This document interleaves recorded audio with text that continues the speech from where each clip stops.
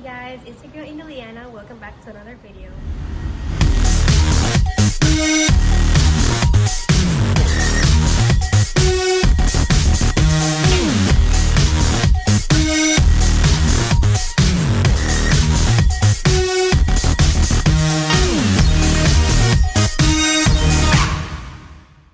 Guys, I am near the traffic right now, so if you hear the traffic being rude, I apologize for that. In today's video, I will just be doing a short story time on why I haven't been on work and travel at all.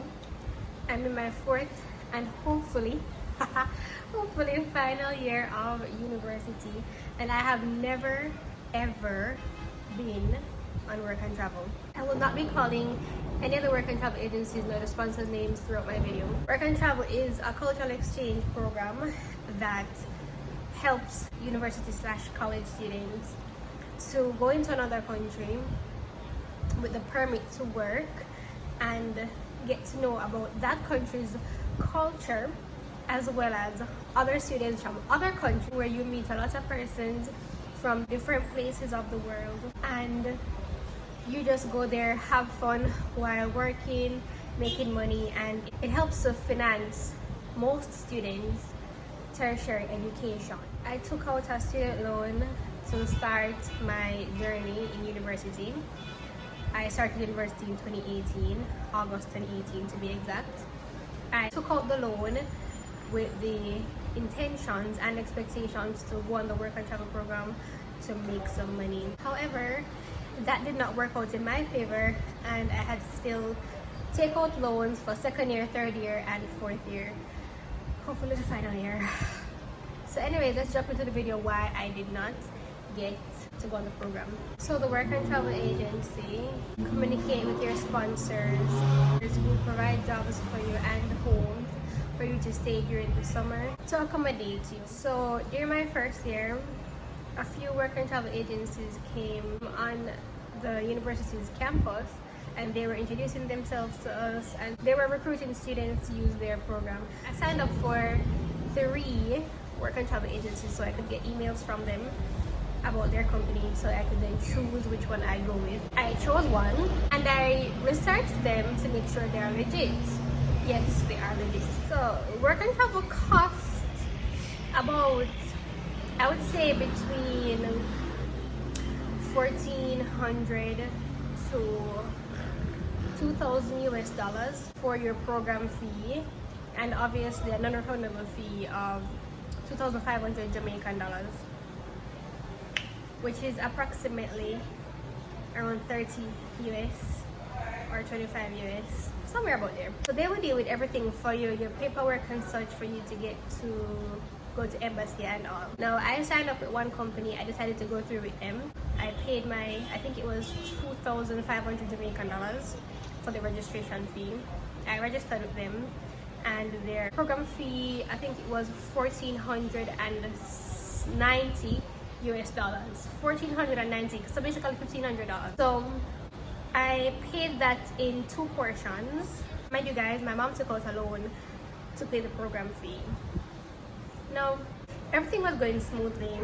I did my interviews, because you interview for jobs.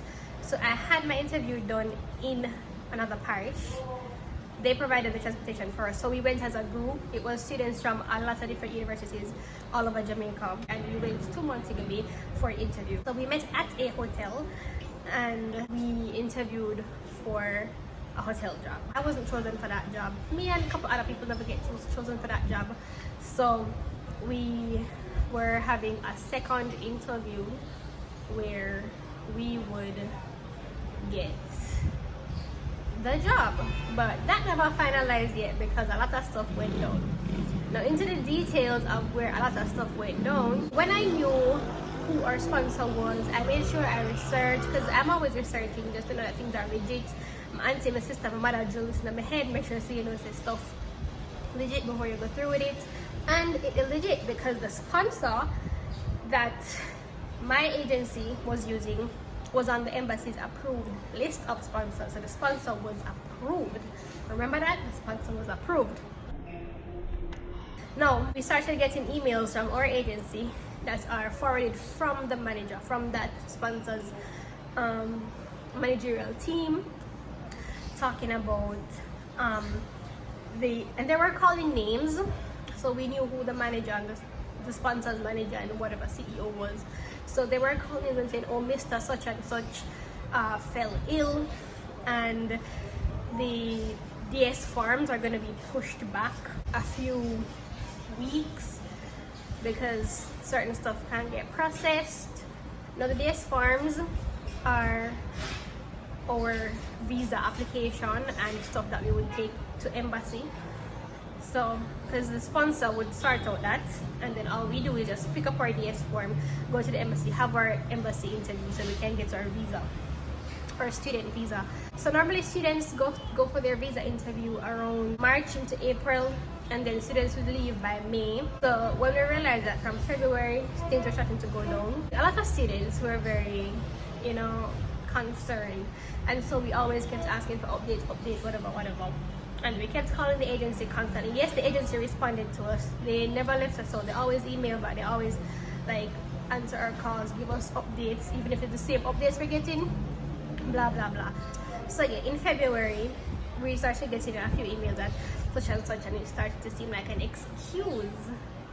So we were like, alright, this looks kind of fishy. So I met a couple persons on the interview trip in Montego Bay, and we exchanged numbers because we got along very well. We exchanged numbers and we kept in contact. We contact each other and we contact the agency both together and whatever. So things were kind of looking on the downward side. Anyways, all of that happened and our agency got really concerned now, and our agency told us that this looked like a scam. When our agency tried to contact the sponsor, them gone. Disappear. Nada. Website cleared. Them wipe off of the embassy's website. You can't get through to no phone call for them. Nothing at all. They're no longer on the embassy's approved list of sponsors. And then our agency realized that they scammed us. And it was not only my agency that was scammed. This came in the newspaper. There was 8 agencies in Jamaica that was scammed from that sponsor, including my agency. 400 students in total, 72 from my agency.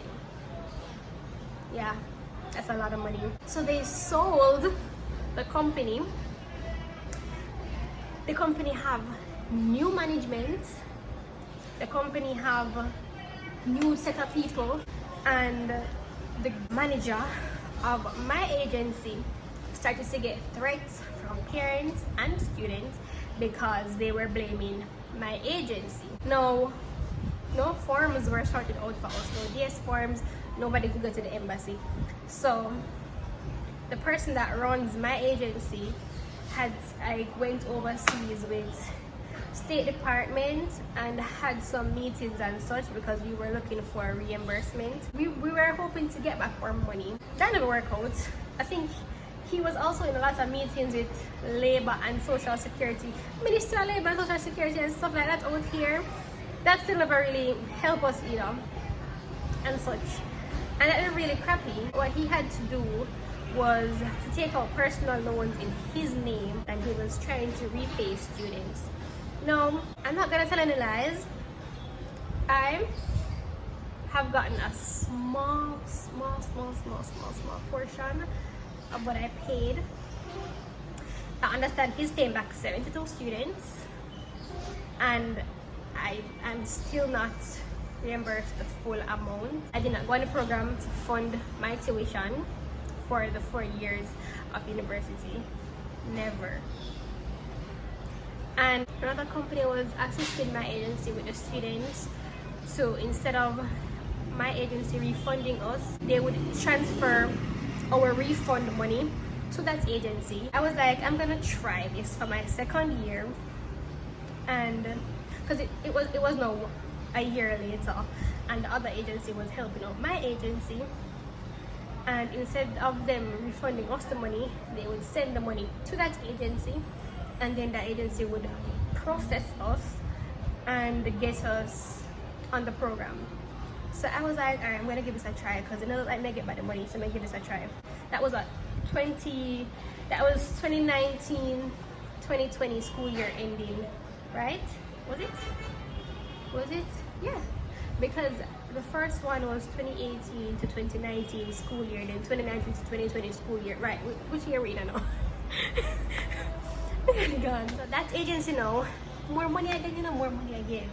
So that agency is more expensive than my agency, so I had to pay their registration fee of 2,500 Jamaican dollars again, and their program fee is 200 US dollars more than my agency.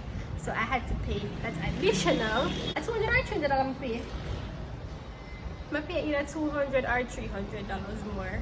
To be honest, I don't remember. Or it was two. I think it was two something. I think it was either $255 or $275. More money again. Hoping I'd get on the program. I did one interview for that program. It was a job in Florida, an amusement park in Florida, in Destin, Florida. And I didn't get through for that job though. How? Because when I did the interview, I don't know why they never gonna hire me. I don't know. I feel like I don't know. I don't know. So I never get the job, but I was gonna choose another job. I think it was a housekeeping job in either Tennessee or Michigan, one of those places. I was supposed to get a job. So when I chose that, and then COVID happened, so I chose that in 2019. Did the interview in 2019 into January 2020, February 2020. Chose the second job, and then March 2020 Jamaica had their first case of COVID virus, so them say. And then I came home because everything went online. Majority of students did not go on the work and travel program for that year. 2020 summer, most students didn't go until like down in the end of the year because we realized that everything was going virtual and the next school year would be virtual.